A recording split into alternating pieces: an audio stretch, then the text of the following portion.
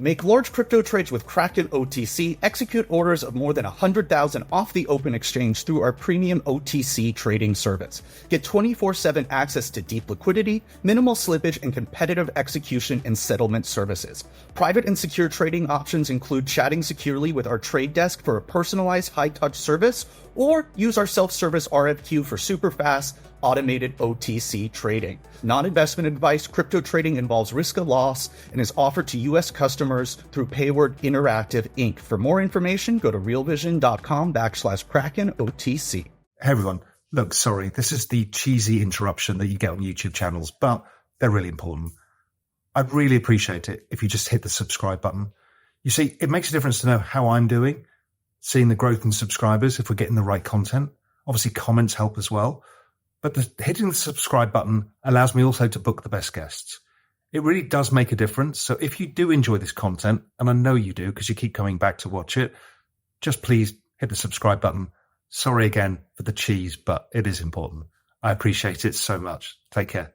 Hi, I'm Raoul Pal, and welcome to my show, The Journeyman. And The Journeyman, as you know by now, is my journey to explore that nexus of macro crypto and the exponential age of technology. One of the things I talk about a lot in these intros is how blessed I am to be able to talk to other people. It's just literally one of the greatest jobs in the world, is to sit down and extend my knowledge by using other people's knowledge. You see, we all have incredible experiences that we can share with the world or learn from others who have other experiences. And that really is this. Now, what I do like to do from time to time is I like to bring on other people who are in my seat, whether it's Tom Villieu, whether it's the Wolf of All Streets, or whether it's Ran from Crypto Banter. I wanted to bring Ran on because he's got an extraordinary story. He may be a well-known influencer in the space and a media personality, but Ran's story is authentic. It's the story of success, failure, success, failure, success. It's that journey that we all go through in our lives that I wanted you to learn from Ran. You see, Ran's ability to dust himself down, rebuild himself and improve himself, I think is an inspiration for many. So anyway, let's sit down and let's hear Ran's story. Join me, Raoul Pal, as I go on a journey of discovery through the macro, crypto, and exponential age landscapes. In The Journeyman, I talk to the smartest people in the world so we can all become smarter together. Ran, welcome back to Real Vision. Thank you, my friend. Nice to be on the other side. Usually I'm the one interviewing you today. Well, I'm on your platform, so you're leading the discussion. Yeah, and look, I think you've got a brilliant story, so I want you to tell your story, and then we'll dig into other stuff as we go. So how the hell did you get into all of this? Because you're an advertising guy. Well, tell us the whole story. Okay, so I was in advertising for many years. Well, first I was broke. First I was completely insolvent. Living in South Africa. In South Africa, I started a tech business, and the dot-com bubble basically squeezed out all the juice from my personal life, and I basically lost everything. And then I started a marketing business. And between 2001 and 2015, I worked for 15 years building a marketing business. But what did you know about marketing? Nothing, but it was the only business that I could start where I could make money pretty quickly. And that was the criteria for me, because when you go broke, a lot of things happen. So the first thing is you enter what I call the tunnel of depression, because you don't only lose money, but you lose your self-confidence and you lose your sense of worth. And when you lose your confidence, you drop out of the pack, so to speak. So if you think about like you and all your friends, you build a friendship circle around people that are performing the same as you in life, more or less.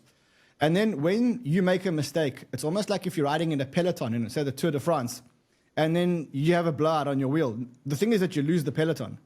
And it's very, very, very hard to catch the peloton. You have to pedal your heart out just to get back to where everybody else is. Now, how does that manifest? Well, I'll give an example.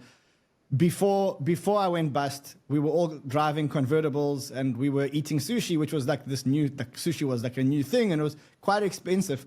And I remember that like after I went broke, I couldn't afford to go for sushi with my mates. I'd have to make excuses as to why I can't attend dinner. Oh no, guys, I've eaten. Meanwhile, I'd arrive at the restaurant starving, look at their food and think like, if I eat, I've got to pay my share of the check. And at the time, to be honest, I couldn't afford to do it. So I entered the industry, which I got to a point where I think all entrepreneurs get to, which is the point of desperation. So I think what is entrepreneurship? Entrepreneurship is you set out on a journey. And what you do in that journey is you explore and you try and learn about certain industries. And you set out with one vision or one roadmap.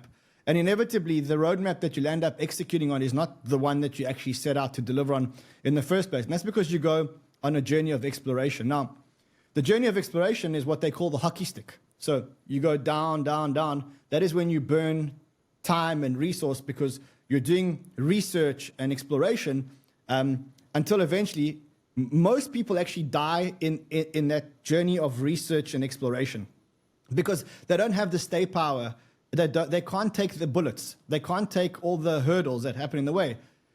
Only the ones, the real entrepreneurs, the real mavericks are the ones that can make it down to when the hockey stick turns. Now, the question then becomes, okay, but then when does the hockey stick turn?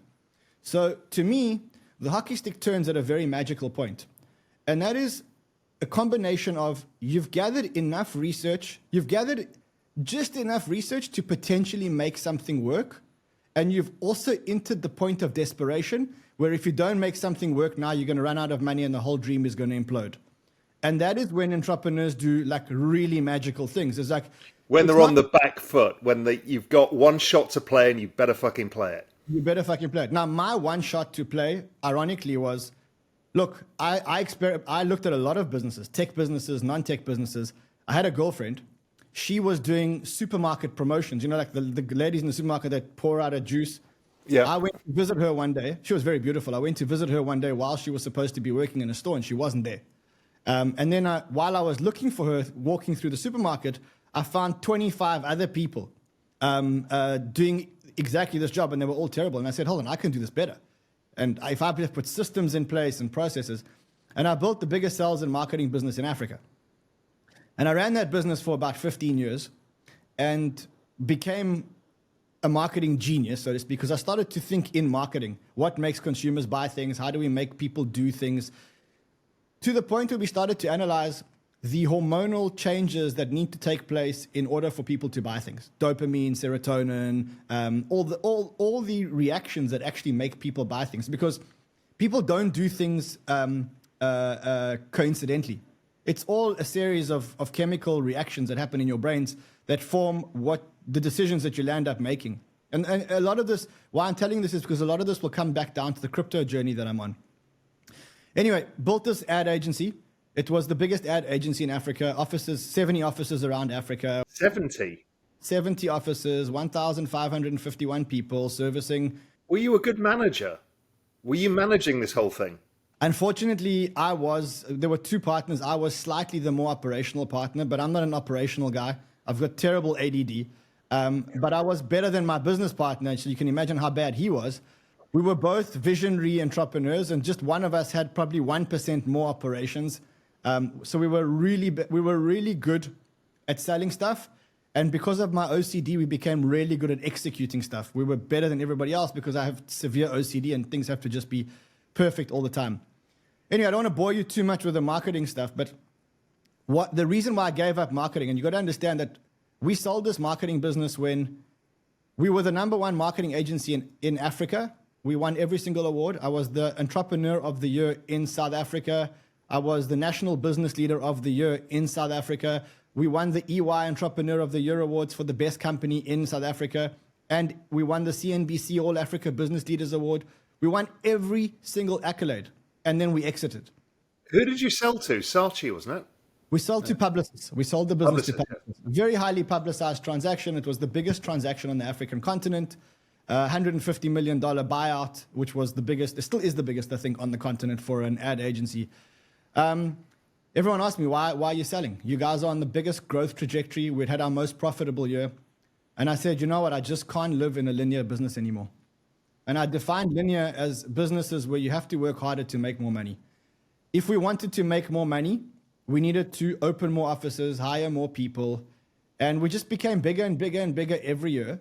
And what I felt like I was running on a treadmill. The treadmill was moving faster and faster, but I wasn't moving anywhere. I needed to hire more people, more offices, more overheads, more volatility, linear businesses. It's the curse of a linear business.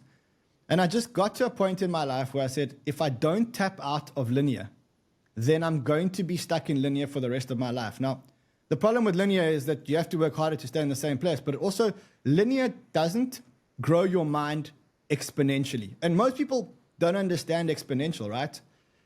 And then what I decided to do, I said to myself, look, if I sell this business now, and luckily at the same time, WPP, which is one of the big multinationals and publicists, were having a war around who could conquer Africa for their clients, because Africa became the big thing.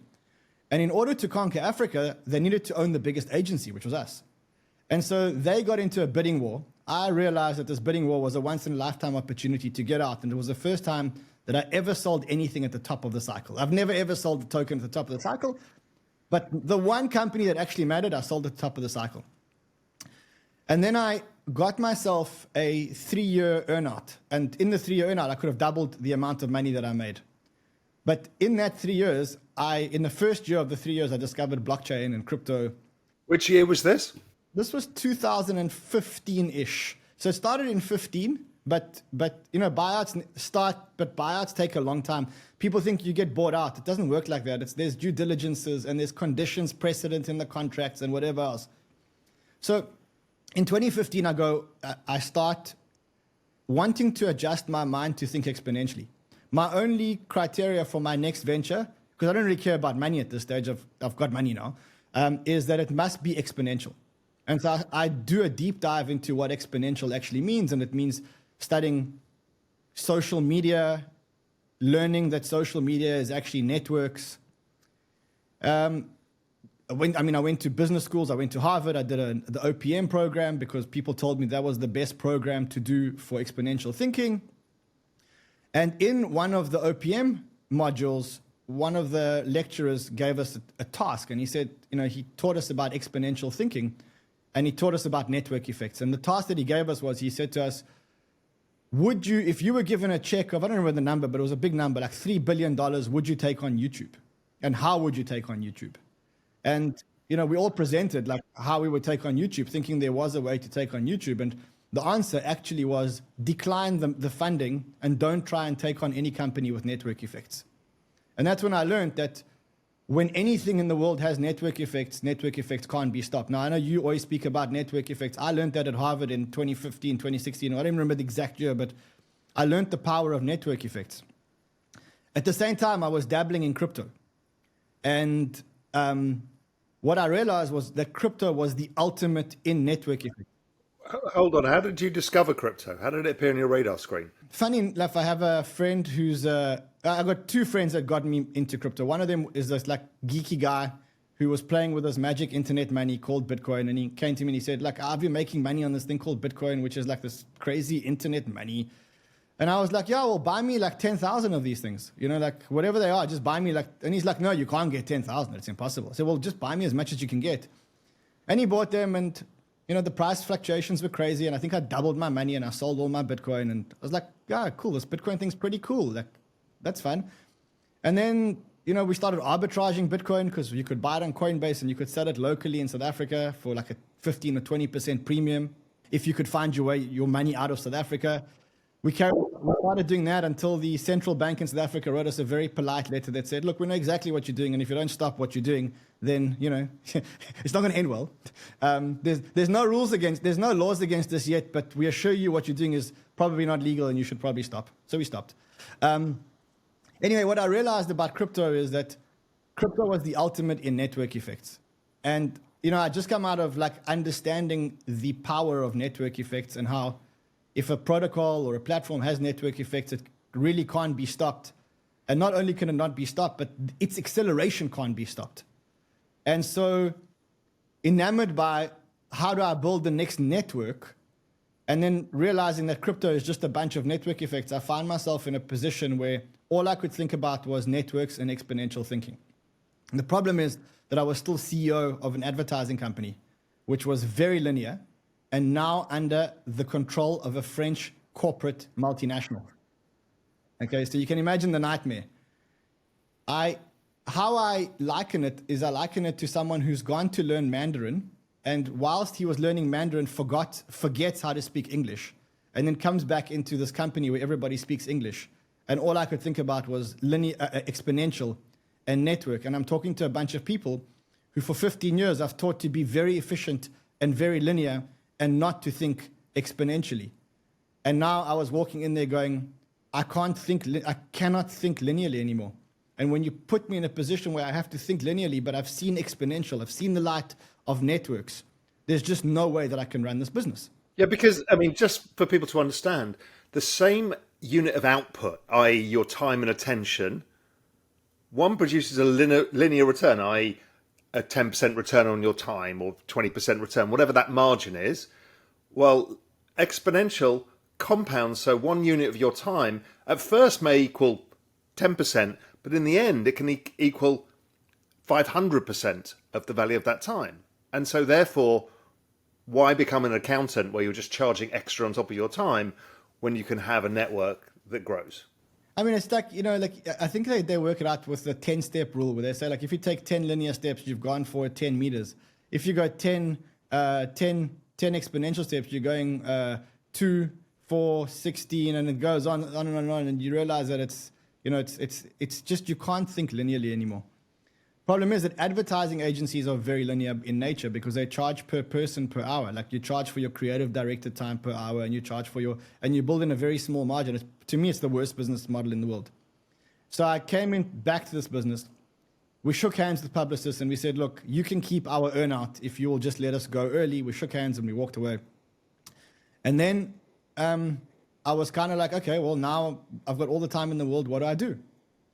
And so I went to a friend of mine at CNBC and I said, you guys, I'm into this thing called crypto and you guys should do a show.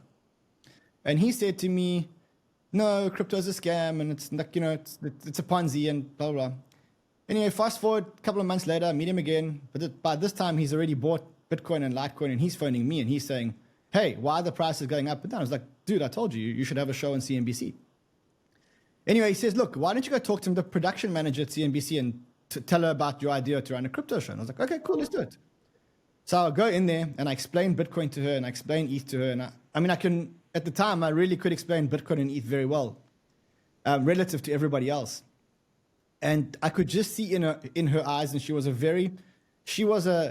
very driven person who just wanted the best programming and the best revenue at CNBC.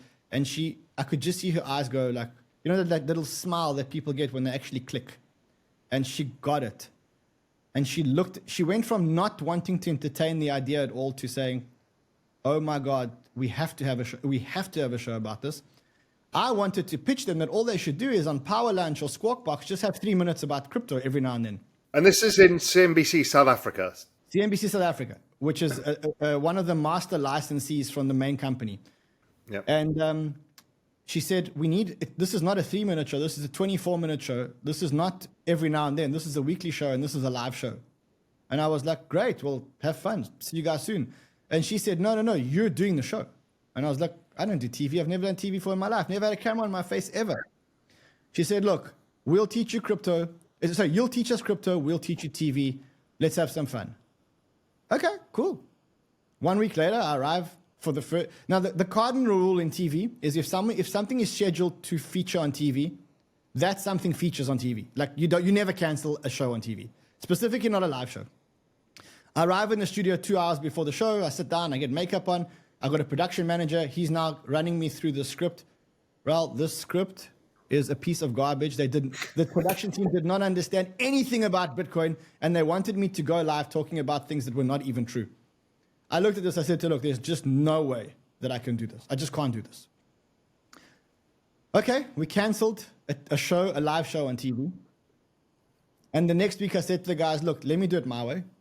And I phoned all my friends in the industry that I'd met, and I'd said, look, I'm phoning you at this time on this day.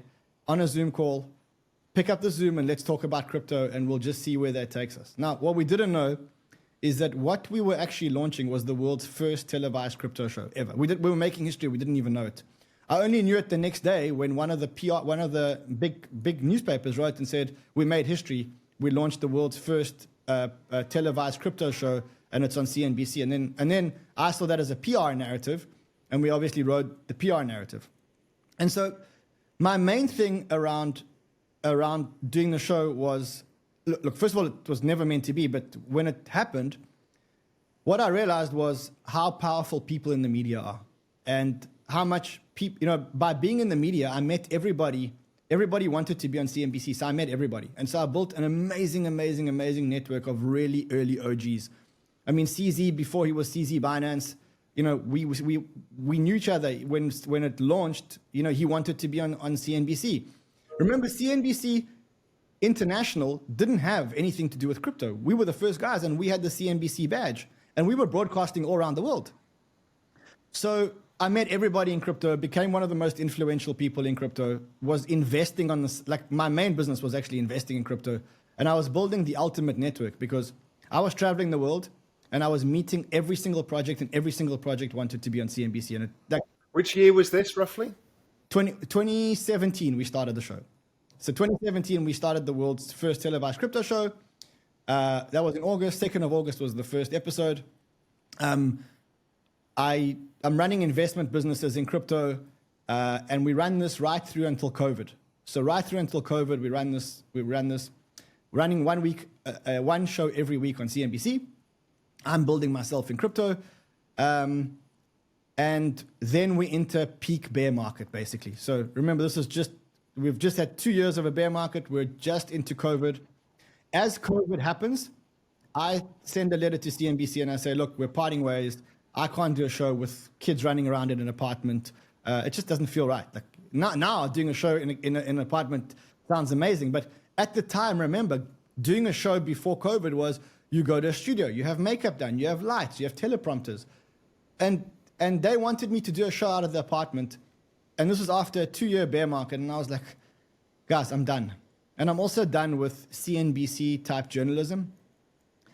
It's very journalistic, supposed to be. It's very cold. It's not me. I'm a warm person. I'm about community.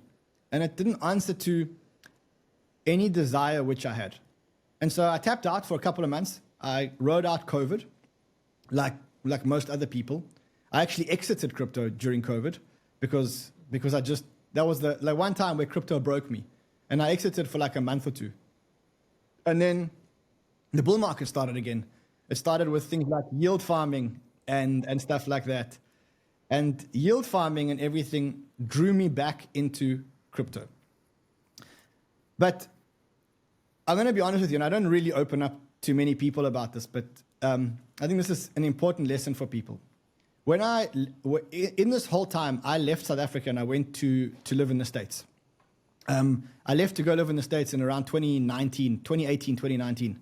I left to go live in the States. And I figured the reason I wanted to go live in the States was I wanted to make it in the big time. I made it in South Africa. I made it in Small Pond, and I wanted to go and make it in Big Pond, USA. So it's like always a dream of mine. And I figured I was young enough, rich enough, smart enough to go and make it in the States. So where do I go? I go live in New York, because if you're going to make it in the States, go and live in New York. I spent a year in New York. I realized that I hate New York. It's so full of rules and so full of bureaucracy and so full of it's probably the antithesis of entrepreneurship. And like, I just can't believe that people can operate in an environment like that. I literally hate every single day that I'm living in New York. I try and make the most out of it, but I've got 3 kids. I'm living in an apartment. It's a concrete jungle. It's the worst time in the world for crypto. To make matters even worse, I'm burning a lot of money there. Living in New York was costing me like a lot of money. It was costing me $50,000 to $70,000 a month at my lifestyle. And that's a lot of money for anybody, no matter how much money you've sold your company for. I spent about 12 months in New York in a bear market, trading water, going backwards, losing the peloton again. My mates are moving forward and I'm falling behind because I'm not managing to land any punches. And I'm working every day, all day, trying my hardest, grasping at every straw that could possibly be an opportunity, and always hitting brick walls because bear market. Because in bear markets, deals don't happen. In bear markets, people don't execute. And so that, and then lockdowns. So now I'm in New York and we get locked down, and I'm away from my parents, and there's no way to get home. And I'm speaking to my parents, and I'm convinced that I'm going to, like, you got this anxiety that we're all going to lose our parents in COVID, because if a 60-year-old plus got COVID, we were going to lose them. So we're all locked up in apartments, FaceTiming each other every day, thanking God that everyone was still alive every single day. And to be honest, I came back to South Africa after a year of being, well, almost a year of being locked down, and I was broken. I was broken. I'd spent 18 months in New York. I'd achieved pretty much nothing. I'd gone backwards. Crypto was in a real bear market, but was just starting to wake up. For the second time in my life, I lost my confidence completely. Why? Because I left South Africa as the best entrepreneur in South Africa. And you were known and people knew who you were and you had a network, and then you risked it all. I was no one. I was swimming upstream. I had zero network. My wife's very honest with me. She said to me, maybe it's just that you're so used to being a celebrity that when you come to a place where you're not recognized anymore, you're not in your comfortable place. She may have been right. Anyway, I'll be completely honest with you. The day that I landed in South Africa after being away for a year and a half, I went on an ayahuasca journey. It wasn't my first. I'd been on multiple ayahuasca journeys. And, one of the things that I wanted out of this journey, and for people who don't know what an ayahuasca journey is, it's a sacred plant medicine which takes you into a meditative state where effectively the universe communicates with you. And it's complicated. I don't think that for this podcast, we can have a podcast about it. But ultimately, one of the questions that I wanted to resolve in this deep state of meditation is, what's my next move? And one of the criteria for my next move was it has to be something that's exponential and something that makes mass impact. Like, in my head, Airbnb or Facebook or Uber. Those were all exponential technologies that made mass impact. And that's what I wanted to do with my life. And in 2017, I had an idea to run a radio station, 24/7, 365 crypto radio station. And it was called Banter. And I registered Banter. And I parked the idea because the thought of running a crypto radio station just sounded very linear. It sounded like more sponsorships, more program equals more sponsorships, more sponsors. It just sounded like a very linear, non-impact kind of business. And then I went on this ayahuasca journey. Can't believe I'm saying this on a podcast. People are going to think I'm crazy, but it is what it is. You won't be the first person who will have said this on Real Vision, so I wouldn't worry about that. The first night of my ayahuasca journey was terrible. It was lots of purging, and it was hell. It was hell. And I remember praying to God and saying, if you will just stop this, I will do anything that you want. And then the medicine basically said, she said, like, in order for me to heal you, I had to get rid of all the negativity you had. And you've been living in New York for a year and a half, and I was just a ball of negativity. I lost my confidence. I hated the people around me. I hated my friends for succeeding. It was, I just felt, and I became negative, and I'm a positive person. So day one was about getting out all the negativity. And day two, I kind of asked the question. I asked, and at this point, I'd moved to live in Miami, and I just came back to South Africa to visit my family. And I asked Ayahuasca, like, well, what should I do? What's my next business move? And she said, Banter. And I was like, Banter? No, like, Banter is a linear business. And like, all I want is an exponential business. I've been out of linear for 3 or 4 years now, and all I want is, or more, 5 years, and all I want is an exponential business. And she said, Banter is your platform to get into everybody else's platforms. And I didn't know what that meant, but it just sounded good. And once you see something on ayahuasca, you can't unsee it. Your brain's programmed like that. You don't forget it from ayahuasca, from an ayahuasca trip. You don't forget those messages. Your brain becomes wired like that. So everything else you can't. It's like everything else is now wrong. Like it's very hard to explain. And we can explain it. I can try and explain it, but what it does is it rewires your brain through showing you things that are true. And once you see something that's true, you can't unsee it. And so for me, it said, do banter. And then I asked a very cool question. I said, like, am I going to be happy living in Miami? Because I just moved to Miami. Literally, I put a container. My container had moved from New York to Miami, right? Like I lived in New York and I just moved to Miami and I was really, really, really enjoying Miami. I was looking to buy a house in Miami.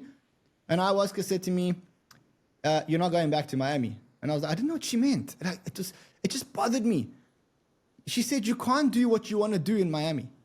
And I was like, I don't know what you mean. Like 2 messages came. One message was, Banter is your platform to get into everybody else's platforms. And 2 is, for some reason, you're not going to go back to Miami. And I was loving Miami. I just lived in New York and I was loving Miami. And she said, you're not going to go back to Miami. But in my mind, I'm still going back to Miami. I told my wife, we're going back to Miami. We have a lease. And then we stay here in Cape Town just for a week because we want to enjoy Cape Town. And a week becomes a month. And a month becomes, oh, well, it's November and December is the best time here. Why don't we just stay for December? And in December, it's like, well, January, let's put the kids in school. And we've been here ever since. Now let's go back to the Banter story. So I start Banter. The idea is to start a 24/7, 365 crypto talk radio. Kind of like what Spaces is today, but at the time there was no Spaces. And the problem is there was no distribution for podcasts. Specifically, there was no way to distribute a live podcast in 2020. And I think even today, other than Spaces, there's very few ways to do call-in radio and broadcast it live. And so the only way that I could think to do it was to do it on YouTube. But the problem is YouTube, I had to put a camera on my face. It's like, okay, well, let me put a camera on my face and start broadcasting. And this is where everything turned. So it was me and a friend of mine, and then Fred joined us a couple of months later. And all we did was we said, I knew from my days at CNBC that the more I study crypto, the better investor I would become because of the information asymmetry. And the thing to keep me disciplined about doing my research was to put a camera in front of my face every single day. Yeah, holds you responsible. Exactly. It makes you accountable. It makes you responsible. It also makes you accountable for what you say, because if you say bad things, the fact checkers will catch you out. And if you say good things, you attract more people. And if you attract more people, you're actually attracting more fact checkers. And if you attract more fact checkers, it makes you have to dig deeper to get better research. And so it becomes a virtuous cycle. And so what landed up happening was we realized that the richer we were becoming because of all the research we were doing, the richer our community was becoming. And we were also blessed with a bull market. And this is 2021 bull market. And we then realized that what we were building is we're actually building the most profitable community in the world, which is what we call it. And that's when the penny dropped for me. It was the realization that I had a superpower. And what my superpower was if I can do a lot of research and I can be accountable for doing research every single day, and I would act on that research and honestly and transparently tell people exactly what I'm doing and be over transparent in how much I share. If I landed up making money, hopefully they would also land up making money. And so the superpower was that I figured that if I did this, I could change people's lives. And how do I change people's lives? Because remember, I've got money now. So it's not really about money. I mean, I sold my business for $150 million. I invested a lot of it in Bitcoin very publicly in 2015. It's not about money at this point. It's about making mass impact and being exponential. And that's the part that what I realized was more and more people were making money, and they loved us because they attributed a part of the reason why they got into crypto or the reason why they made certain decisions to what we had said on the channel.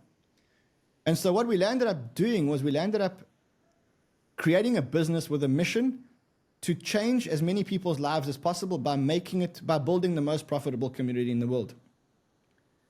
And then I started to realize the impact that we were making. And the impact that we were making is, I realized that I'm not going to change people's lives by doing surgery on them. I'm not a doctor. I can't change people's lives by doing surgery. I can't change people's lives in any other way but giving them financial freedom. And, then I thought to myself, but is that a big enough gift to give someone, is to give them financial freedom? And then I realized that most people who don't have financial freedom stress about things like I've got kids. I know that when I see my kids, I love my kids to bits, but it's very stressful for me because I know that I just want to provide them with a future and I have a sense of responsibility. And then I saw people who were similar to me but didn't have money, and I thought to myself, that guy over there is worrying about how he's going to pay his rent at the end of the month. He's working 2 jobs to do it. He doesn't have a life. He's alive and he's breathing, but he's not alive and he's not living because he's too stressed about financial freedom. And then I realized that probably one of the best gifts that you can give to people is freedom. Because if you're punished by society, your freedoms are taken away. They put you in a metal cage, and they take away your freedoms, but they pay for your lights, they pay for your food, and they pay for your accommodation. And that's more than most people who don't financially or are not financially free have, because they don't know where they're going to get lights, they don't know where they're going to get accommodation, they don't know where they're going to get food. And then you extrapolate that out and you say, look, if I can help make 1 million people richer, I'm changing the path of 1 million people's generation. And that becomes mass impact. You want to unfuck your shit? This is live. Yeah, that's being recorded. Hey, listen, if you want to unfuck your future, then come and join us in the Real Vision community. Incredible platform, amazing content, some of the smartest people in the world, and amazing tools. And guess what? It'll cost you nothing. Come to realvision.com. I'll see you there, and let's help you unfuck your future. Yeah, this is the same, by the way, it's the same thing that's driven me as well. It's the how to unfuck your future idea that I talk about. Is people's futures are so fucked. And here we've been gifted this opportunity, this exponential opportunity, that if you get it right, you can unfuck your future and you can change the entire trajectory of your life. I don't care about my future. Like, honestly, I'm fine. I'm going to be fine wherever I go. I've been taken down 10 times and I've got up again as an entrepreneur, and I'm perfectly okay to do it again. And also I have enough money. It's not about money, but for me to make a mass impact on a mass scale. I was having dinner with a friend of mine who's known me for many years, and he said to me, I've never seen you on a high like this. You've got celebrities phoning you, Formula One drivers phoning you, like crazy shit. Like, he says, your life is a movie. He says, do you love the fame? And I said to him, I actually hate the fame. The fame is the trolls and the fame is people tracking your life. I said to him, I hate the fame, but I loved my life. And he said to me, what is it about your life that you love? And I realized, hold on, it's not fame, but it's something like fame. And then I said to him, you know what it is? I think it's mass recognition for being able to make mass impact. So when people see me and realize that I'm making a mass impact, that is the part of my journey that I'm loving the most, is that I'm actually realizing now that if done correctly, we have a formula that can really seriously change people's lives.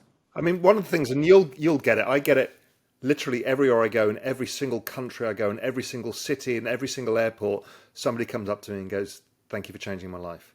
I mean, it's like, oh my God. I mean, you run on the street in Nashville, you enter the USA, and it's the customs. I once went to the USA and walked through customs and borders, patrol, security, whatever, police. And the guy was looking at my passport, looking at me, looking at my passport, looking at me. Why are you here, sir? How long are you going to be here for?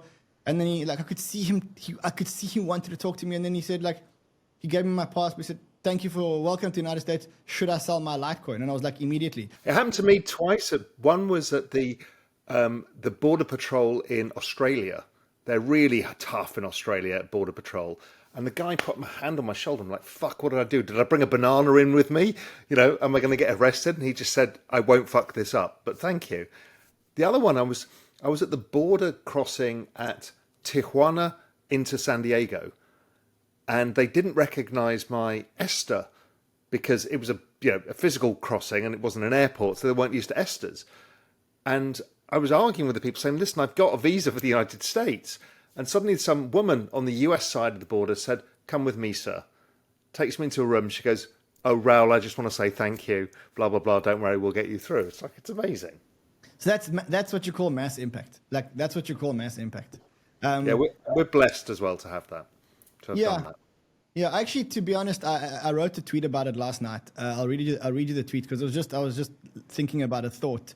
And I tweeted, I said, I'm trying to find the tweet. I said, my tweet says, I've studied and completed multiple universities, degrees, and charters, and I can categorically confirm that the best way to become an expert on any subject matter is simply to put up a webcam and start broadcasting about it daily. Having a camera on your face, streaming live to an audience makes you accountable. You have to do the research every time, and you have to speak the facts. If you don't, you'll get called out, and eventually the audience will disappear. The more you do it right, the bigger the audience will become. The bigger the audience becomes, the more fact checkers and critics there are, and therefore the harder you have to work to get your facts and alpha out there. The repeat of this process makes you smarter and smarter. The smarter you get in the subject matter, hopefully the better you can monetize it. The more you can monetize it, the more research you can afford to do. And so the cycle perpetuates itself and you create a network effect. I did it in crypto. I started broadcasting to force myself to do daily research and make me a smarter investor. Today I have over 1 million subs and 10 plus researchers working with me every single day. You can do it in anything, crypto, travel, fitness, cooking, literally anything you like. Switch on the webcam, start streaming, and start streaming your passion to the world. That's like how I think about it.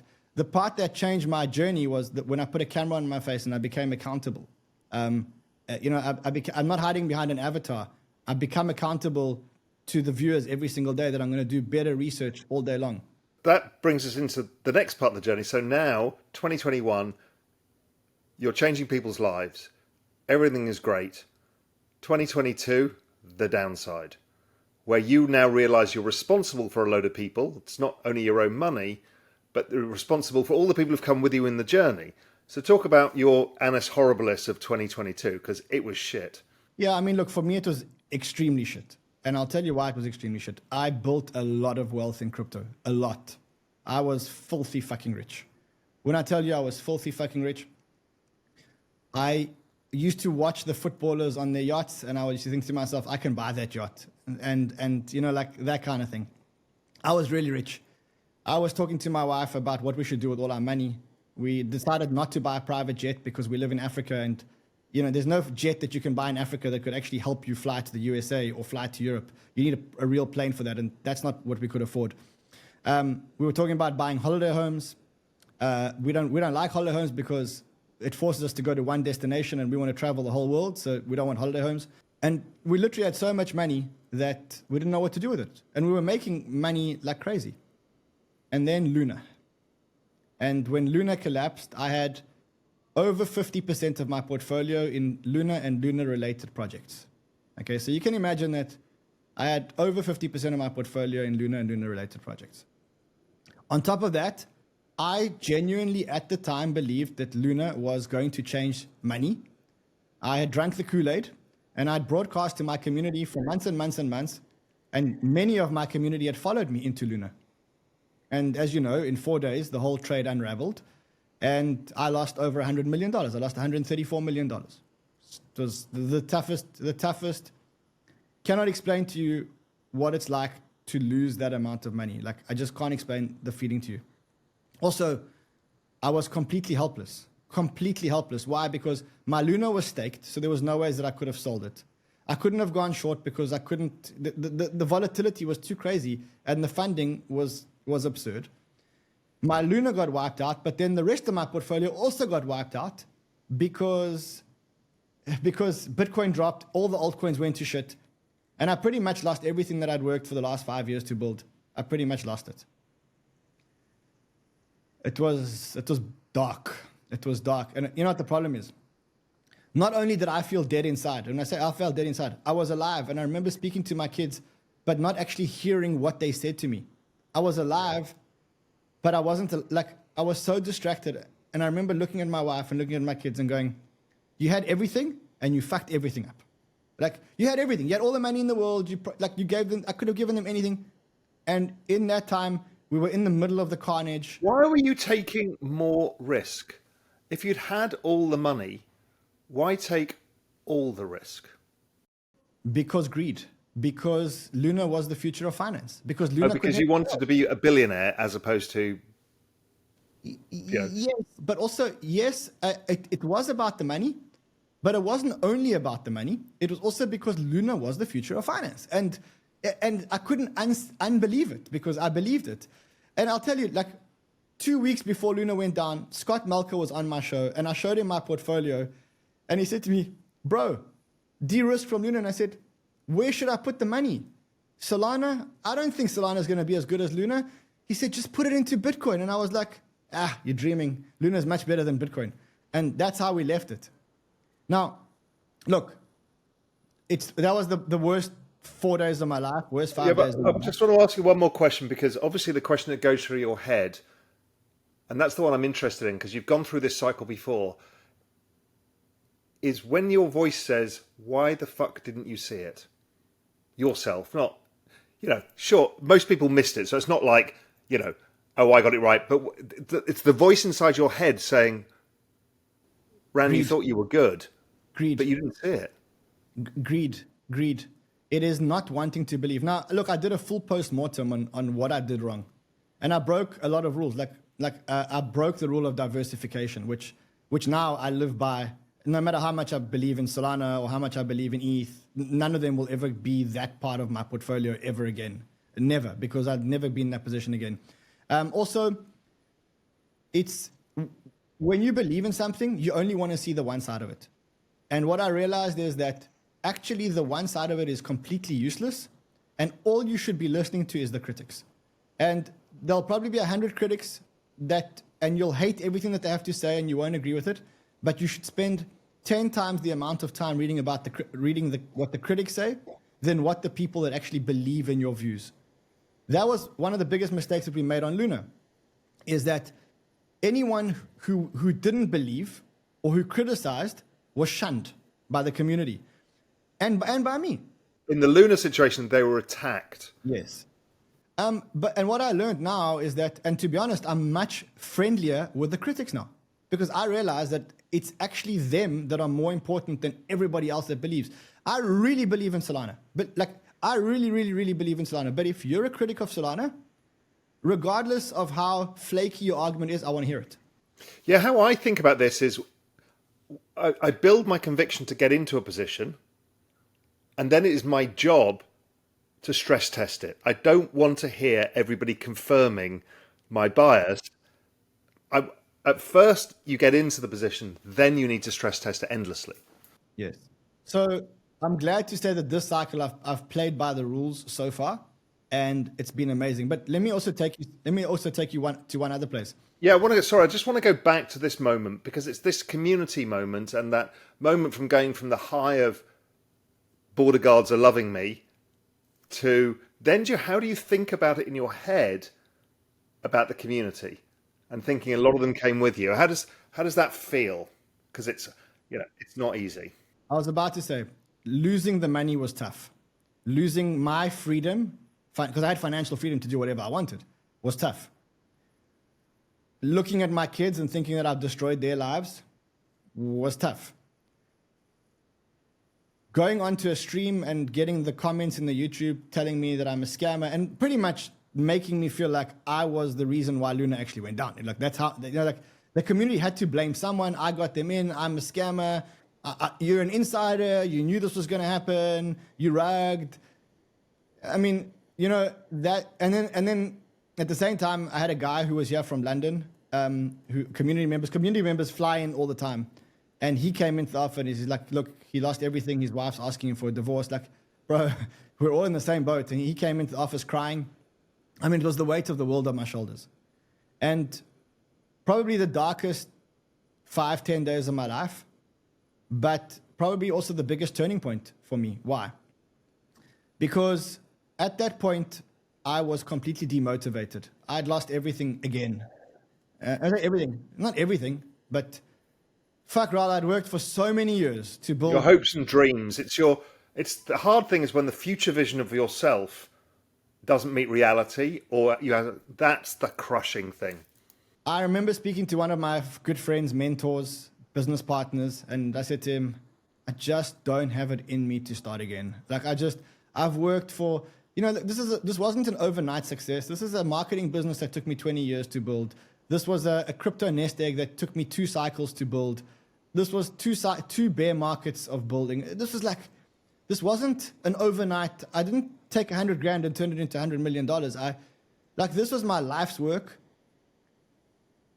And at the time, I didn't know how bad the damage was, because every day the damage was worse and worse. And I was like, fuck, I have to start again. I can't believe it. After all of this, I'm starting again. I just can't believe it. And then I had to face the people in the office who saw their leader destroyed. And I kind of remember looking in their eyes and thinking, how are we going to fund this business now? What was funding the business was my investments. That's what I was funding the business. And I didn't really give a shit about the broadcasting.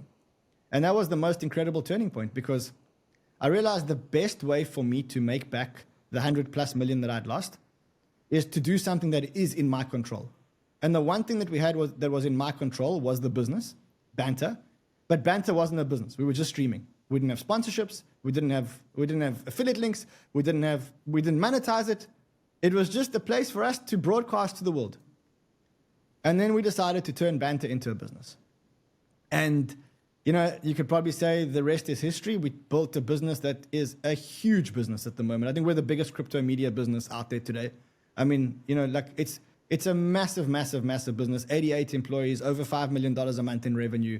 It's a proper business.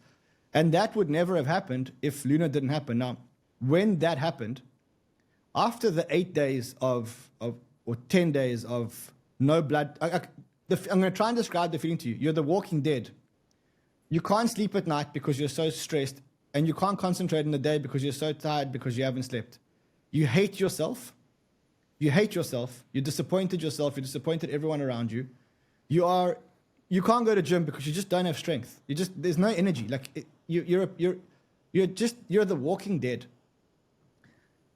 But after the 8 days or whatever it was, which I call the pity party, the fucking lion woke up in me, and then I was like, I know what it feels like to be there, and I've got one mission now. Fetch. Okay? Peak bear market. I've got the drive of an 18-year-old, and all I want to do is fucking conquer the world. And I am now mobilizing all the troops around me, step changing, saying, look, yes, Banter hasn't been a business, but the only way we're going to make back this money is if we go and turn ourselves into business mode. And then I went back into old run mode, which was the run mode that built the marketing business. And I said, all right, let's build the business.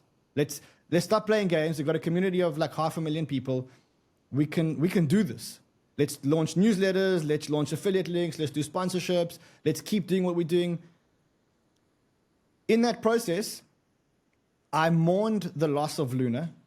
Because remember, my shows are like this show. It's unscripted. I just say what I feel. And at the time, that's what I was feeling. And we mourned the loss of Luna. And we decided one day to check out and to move on and to rebuild. And we took the community with us on a rebuilding mission. Yeah, because they'd all fucked it up too. Most people have, right? Crypto cycles are brutal. Whether it was Luna or not Luna, doesn't matter. Most people have to deal with that down 80%. It's like, it's all over, we're so back, it's all over again cycle. But you kind of then rebuilt sort of with them, I guess. Well, I think that's the success of Banter. The success of Banter was we didn't give up. A lot of people gave up in the bear market. We made shows every single day. I drummed into my partners and my staff here that consistency is integrity, and that we have to be consistent. We have to be every single day, bull market or bear market. Every single day we make a video. Bull market, bear market, market condition. Today, I'll be honest with you, Raoul, today as we record this, was one of my toughest days in my life of producing content. The market's been sideways for 167 days. There is no fucking news out there. There is nothing going on. And today I had to show up and I had to make a show and I had to find a way to make it interesting. And I'll tell you today, it was the one day in the last 3 years where I've actually said, I really don't want to do a show today. It's so boring. I just don't have it in me to entertain people today. And I showed up and I did a show. And I was looking at the stats just before we started, but actually the show's performing really, really, really well relative to all our other shows. So it just shows that consistency is integrity. And I think that what I've learned in business is that two things. One is you're going to get knocked down. And the important thing is what you do when you're knocked down. I got knocked down multiple times. The first time was my marketing company where I was this rich dot-com millionaire, and I went to zero and I was insolvent. I got knocked down when I lost the Luna money. And what did I do? I had an 8-day pity party. And then I went into what I call beast mode. And beast mode is saying, either I've tasted what 100 million plus feels like, and I'm now going to make sure that I get that. And I'll tell you that, early on in the cycle, I actually tweeted and I said, my portfolio was the same level as pre-Luna collapse, which was like, for me, it was a major achievement. It was like to build my portfolio from where I was. It meant that if people were following me, they also built their portfolio to pre-Luna collapse. And that, for me, was a massive milestone that I needed to conquer. So the first thing that I learned is it matters how you get up. And the second rule that I've known this all the time, but consistency is a superpower, which most people don't have. Most people fail because they cannot be consistent. Bull market, bear market, boring market. I listen to 8 hours of podcasts every single day. I study crypto for 10 hours every single day. I watch every single bit of content on the internet. Bull market, bear market, quiet market, sideways market. Consistency is integrity. And consistency is a superpower that most people don't have. And if you got consistency, you don't need to be that talented. You will beat 99% of people out there. Just keep on keeping on. And that's like one of the reasons why banter is because we've been here every single day, bull market or bear market, making shows, every single one of us. Now, one of the things that you'll have seen is people's appetite for speculation is getting higher and higher. And so if you talk to people about owning Bitcoin, they just don't care. Oh, it can go up 3x. It doesn't move my dial. I'm the 30-year-old. I've got 10 grand in savings. What am I going to do with that? I can't even buy a new car. And so people have gone wildly into the more speculative stuff. And so you've had to follow them in that route as well. And then you'll get into waters, which is these things are pretty small and you're a big player. And before you know it, what do you end up moving markets yourselves? And how do you think through all of that? I've been through it all. I've been attacked by the Zach XBTs, although he did withdraw and he published an apology that he maybe attacked us incorrectly. I've done, in my journey since CNBC days, I did like some irresponsible things. I think I've learned, and I've applied everything that I've learned at Banter. If we're going to talk, first of all, number one, we separate any token that we're involved in, whether we're invested or whether it's a sponsor, and we clearly label it, and it's in the descriptions of our YouTube, and it's in the corner of our YouTube streams and whatever else. Two, we avoid talking about low caps, and I'll put a disclaimer on there in a second. We do it, but we're very explicit in the way that we do it. We also segment, for example, memes, and we've segmented them into a separate show. And we said, look, once a week we'll do a dirty degen meme show. And if you're watching the show, you know what you're getting yourself into. You know that memes are a game. You know that they're not an investment. And this is separate programming from our normal shows. And we try and segment it into like the casino show, if you want to call it that. Yeah, makes sense. Yeah. I think just talking about memes and maybe talking about people's appetite for risk. I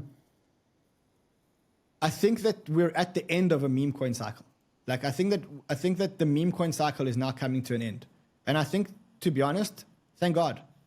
Because I love memes, don't get me wrong. I think memes are fun. Memes are fun. Memes are amazing. Memes proved a lot of things to us. For one, they proved that we could create and trade value instantaneously, globally, on a layer 1 blockchain. Based just on attention alone. Based on attention alone. That is an amazing achievement for blockchain. I don't know what memes are going to evolve into, but I can tell you that is an amazing achievement in blockchain. We created probably the world's most participated in game of attention musical chairs or attention hot potato, whatever you want to call it. And it was fun. But I think like every market, I think that there comes a point of market saturation. And I think that now when you look at meme coins, when we started playing meme coins were fun. And the reason why they were fun is because your odds of making money were pretty decent. Problem is, after the Trump discussion with Elon last week, 157,000 coins were created that day. 157,000. On one platform alone called Pump.fun. the odds are now so skewed against the meme coin people. And how I think about this is there's a finite group of people giving their attention. What you're trading here is attention. You're now trying to split your attention across another 150,000 things on top of the tens of thousands.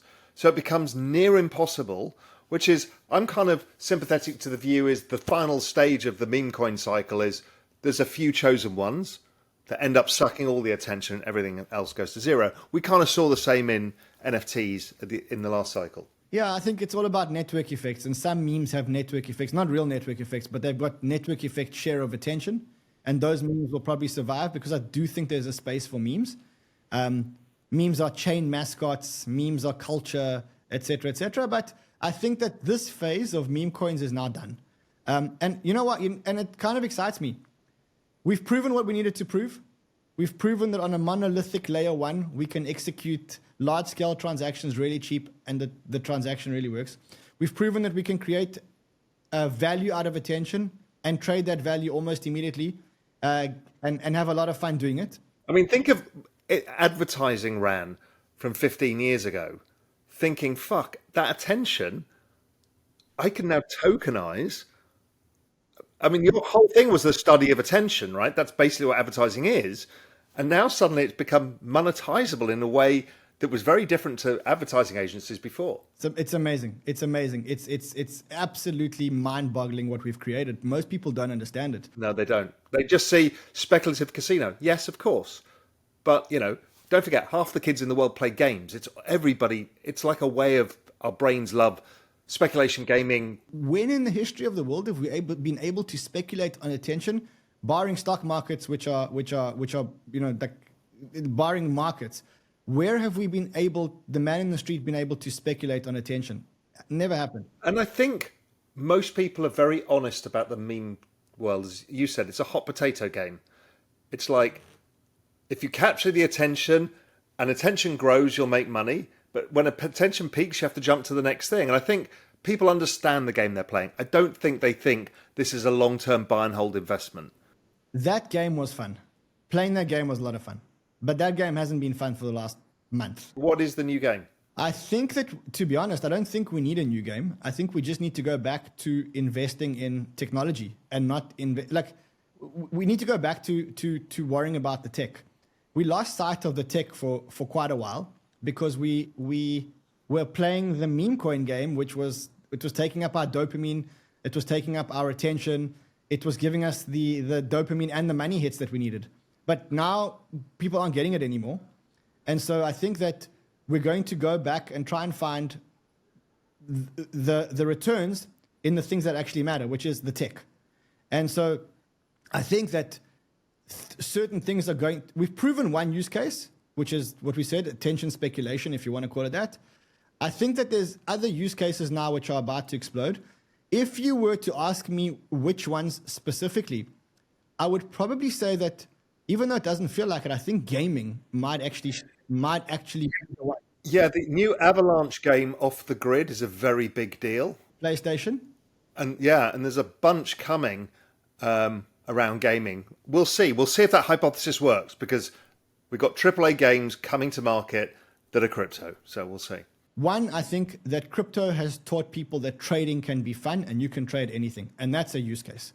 And therefore, I always think that buying the networks and buying the exchanges, the DEXs, the perps DEXs that are on chain is always a safe bet because I don't know what it is that we're going to trade. I don't know if it's going to be a meme coin or a fan coin or a gaming coin. I don't really care what it is. I know we're going to trade value, and in trading value, the L1 will survive, and the DEX or the perpetuals platform will always survive. And so for me, that's the beginning of an investment thesis. Is they're the tolls you have to pay. You have to pay the chain you operate on, and you have to pay to execute. Yeah. So somewhere within that, you're going to capture the value of the growth of the system. So it makes total sense. Yeah. So that's my investment thesis is simple. Buy the L1s, buy the DEXs, and buy the trading platforms, whatever the trading platform actually looks like. Synthetics, not synthetics, on-chain, doesn't matter. Just buy the trading platforms. I don't care what the value is. The value will be traded. And then the third thing is have fun on the chain.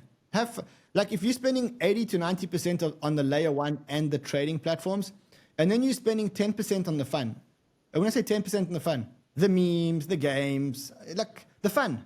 And to be honest, actually, this was a discussion that you being on my channel actually molded for me. It was you and Dan Tapiero on my channel. And I was criticizing memes at the time. And you said to me, but memes make finance fun. And I thought about it. If the best strategy you've got is to buy and hold 90% of your portfolio, that's pretty fucking boring. Yes. So go and spend 10% of 100% of your time or 80% of your time messing around in stuff that you could lose it all and make a bit of money, but you have fun doing it. That was the turning point for me. That was the beginning of the meme cycle. And at the time, we were all questioning what this meme cycle was. And you and Dan came on and you said to me, memes make finance fun.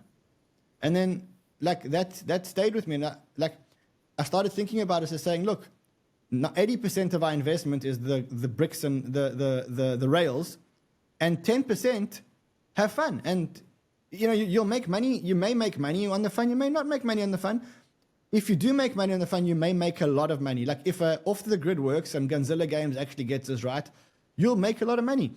Some of the meme coins that we invested in have gone to multi-billion-dollar valuations because of the power of the attention of the meme. And so we had fun and we made a lot of money. And so that's pretty much how I see like this new economy is I see rails. The rails are for trading value at the speed of data. And therefore, if this whole thing is about value, then it's about the value exchange, be it on-chain or be it the perpetuals and the derivative market around it. And the rest of it is just invest in the things that you think will be the most fun. Whether it's memes, games, I don't really give a shit what it is. Could be NFTs, whatever it is. What's missing for me now, because I know what the L1s look like. I know what the trading platforms look like. I think now what the market's looking for is the next version of fun. Is the next version of fun games on Telegram? Possibly. Is the next version of fun NFT games? Possibly. Is it a derivative of attention that's not meme coins? Is it prediction markets, perhaps? Possibly. What is going to be fun? And definition of fun equals dopamine hits. So what is going to give me dopamine hits in crypto? I think that poly markets and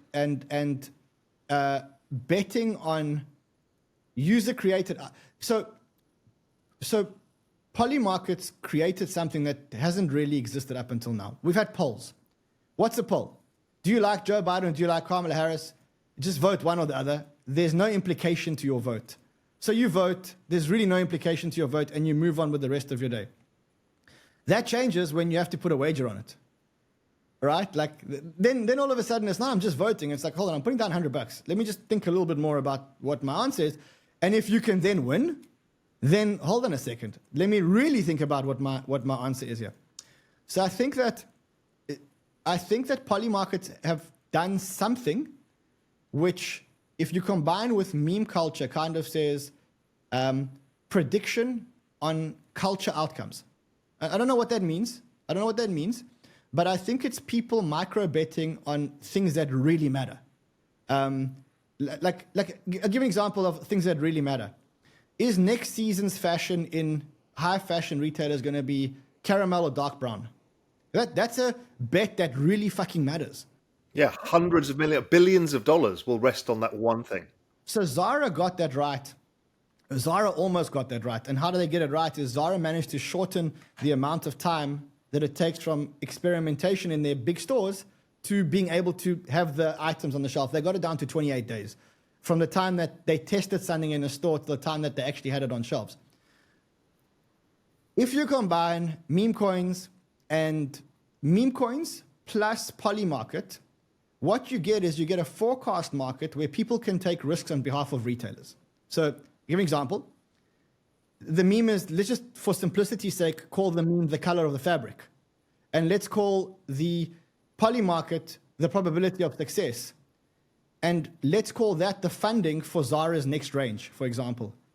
So if I bet 52%, if I'm part of the 52% that bet that the next season is going to be caramel and you say it's going to be brown, and I'm right, maybe I'm the custodian of the return on that investment, which is a culture investment in the world. Now, what is that? That's a combination of two building blocks that we have. Poly markets plus meme coins. Culture plus probability of success. So take that, add in a third thing, which is raising investment for something, which is global funding. And all of a sudden you have a new use for blockchain. And all of a sudden meme coins weren't that ridiculous. They were actually just a way to tokenize attention.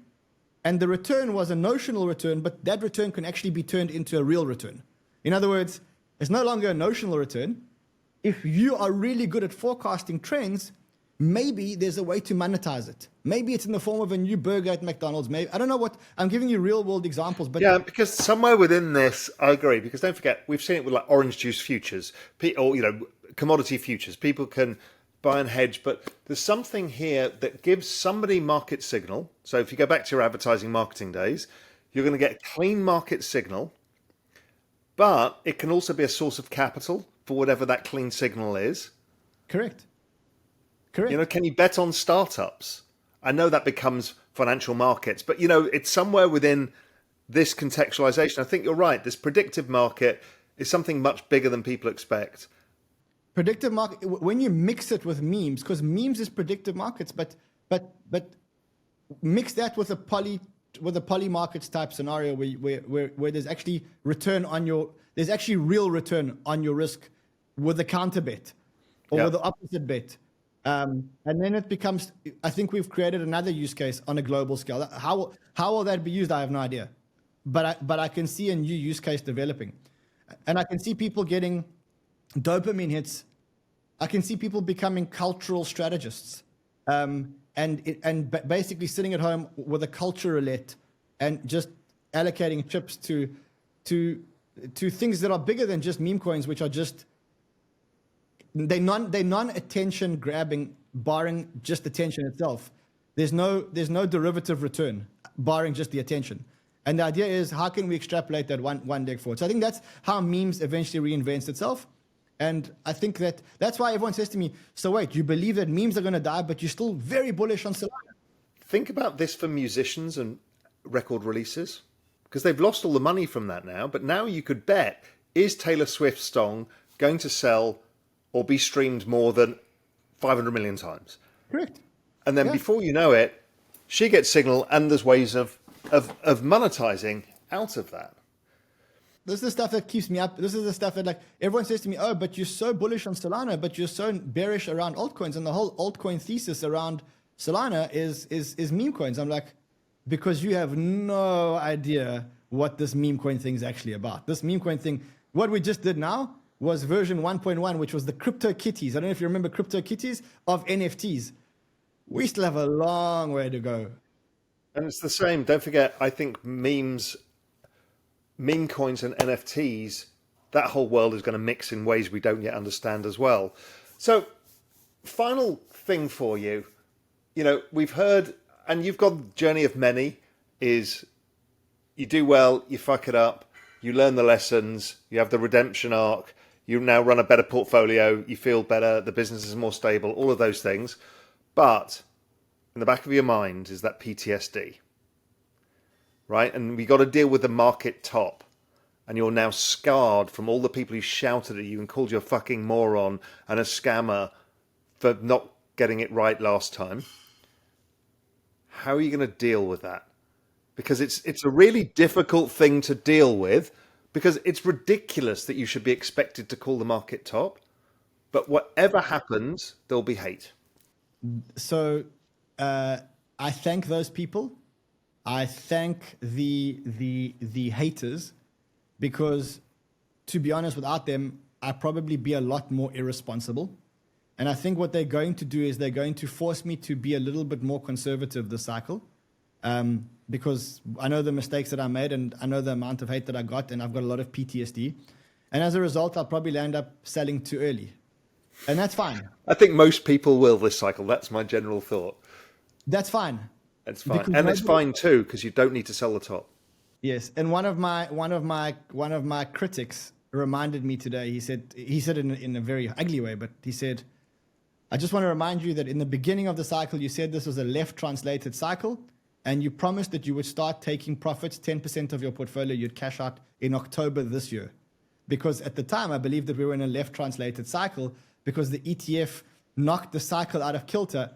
And so he said, and I promised, and so then I really got to critically thinking, what would happen if I just cashed out 10% of my crypto portfolio this year in October? Now, what would happen? I'd probably give up on a lot of returns, but I'd have the money in my pocket, which is better than I had in the last cycle. And so, you know, like, I think this time I'm going to be a little bit more conservative. I'm going to make a little bit less money on paper, but I'm going to make a lot more money in money world, in I don't know, real terms. In lifestyle. I call them lifestyle chips. You cash them off, you take them off the table, and those are real. You can the bigger house you can buy, or the holiday home, or the car that you've always wanted. You know, whoever, you know, for all of the people who do that, taking lifestyle chips off, that's in the bank. The lifestyle is the bank for me. Exactly. So I'm going to be a lot more conservative this cycle. I apologize to all of my viewers. We're not going to get the 1,000Xs. We're not going to catch the top. But I once read a quote, and I don't remember what the quote was, but it was something like, the way I made most of my money was selling investments way too soon. And that struck a chord with me to almost say, like, I'm going to take profits way too soon this cycle. And you know what? It's going to be really hard to do it because there's nothing worse than taking money off the table and watching the token go up. But I'm going to do it because I made a commitment to over 100,000 people that watch me daily that I'm going to do it. And if I don't do it, then I'm not a person of my word. And if I'm not a person of my word, I'm not a person of integrity. And then if I'm not a person of integrity, why should they trust me about anything that I'm saying? And so if I said I'm going to do something, I'm going to do it. And so, like, I thought to myself long and hard, and I think that in October this year, I'm probably going to start taking profits. And it's going to feel really weird because it's really early in the cycle. But don't forget, if you remember how difficult it is to buy in the teeth of a bear market because you're fighting fear, and now you're fighting the equal and opposite force, which is greed, they're really hard to fight. My best purchase ever was Solana at $13 just after the FTX collapse. And you know, Raoul, that purchase I bought on leverage, on a leveraged Bybit account, and I can't allow myself to close the trade, even though if I close the trade, I'd be able to buy 90% of the position in spot. Just think about it, because I'm on 10% funding.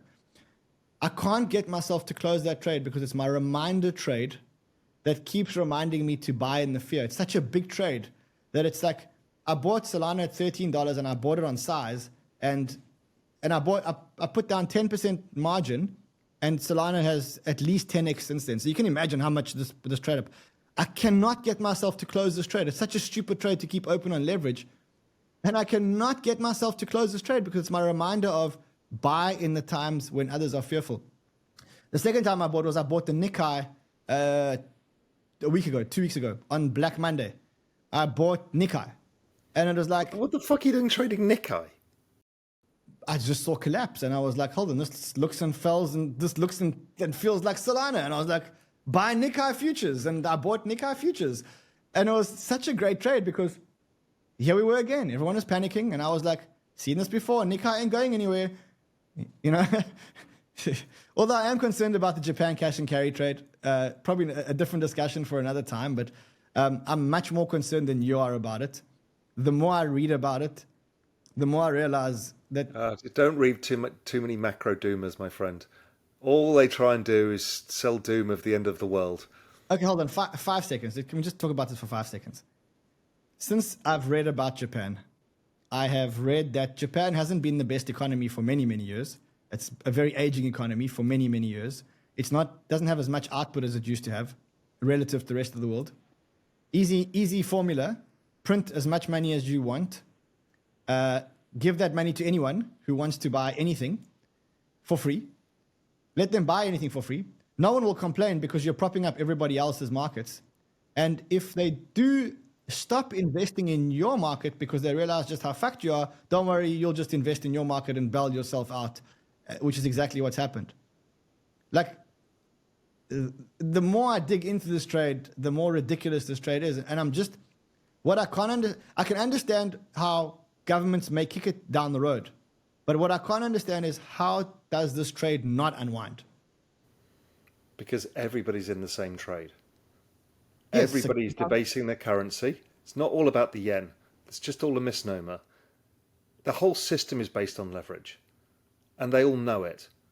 And the only way leverage gets unwound is the opposite of what you did buying the Nikkei. It's the Nikkei to fall 75%, and the housing market, and all of the things that are collateral. But luckily that can't happen. Why? Because of the magic money printer. Because it's based on the currency, so optically, everybody knows the game. The game cannot unwind. The risk gets spread. So what we're paying is an 8% debasement tax a year. Right? That's what they're doing. And people go, this is outrageous. I'll put it the other way around. How much would you pay for a put option that meant the world didn't implode? Would you say 8% a year is good enough? You'd probably go, yeah, I'll do that. And that's kind of what it is, I think. Now, it means that we all have to take more risk because we need to get past that 8% hurdle rate plus inflation, you know. But that's okay. We've been given the gift of fucking crypto. We've been given the gift to avoid all of this. Look, I hope you're right, and I think it's another podcast for another time. But I hope you're right, and I think you're right, and I want to hope you're right. But I have gone down the Japan rabbit hole of late, and I'm a very positive person, and I always like to see the positive outcome. It's called the Widowmaker. I've been in financial markets for 35 years. The Japanese unwind has always been the story that never happened. Same with the Great Reset of the United States. Don't worry about it. Anyway, my friend, fantastic conversation. Really enjoyed it. Best luck with everything, and I'll see you soon. Yeah, next time I think we should do it over a glass of wine or a whiskey, and either at your place or at my place. And we need to get our act in order and actually do this thing. I know. You, me, and Scott will get together. Let's do it. Raoul, so good to be on your channel for a change, and I'll see you again soon. Okay, mate. So as you can see, Ran has an incredible story. It starts off with a kid who grew up poor, who then built a great business, sold it, almost went bust 2 or 3 times, really almost lost his credibility in the space, rebuilt it, figured out what he needs to do. That is the journey of investing in crypto for many. And in fact, it's the journey of many of our lives. Nothing goes smoothly. In your mind, in your mind's eye, that vision of your future self is just a steady path up. The reality, it never is. The path has got pitfalls, speed bumps, brick walls, all of these things in your way between where you want to go. And all of us just need to learn how to remove obstacles, how to improve ourselves, how to reinvent ourselves, and how to learn from our failures. Anyway, I hope you enjoyed it. And obviously next time I'll come back with some more great stories from more great guests.